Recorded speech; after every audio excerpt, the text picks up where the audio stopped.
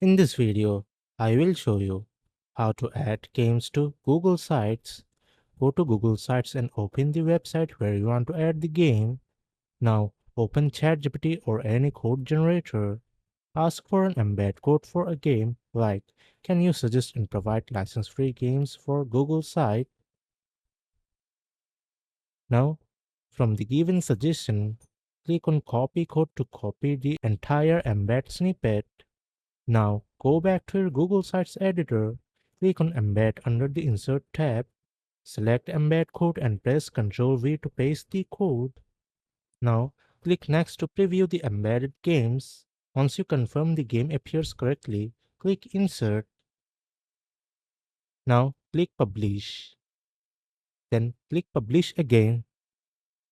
Now, click Preview option to see whether the game is appeared or not. So that's it. In this way, you can add games to Google Sites.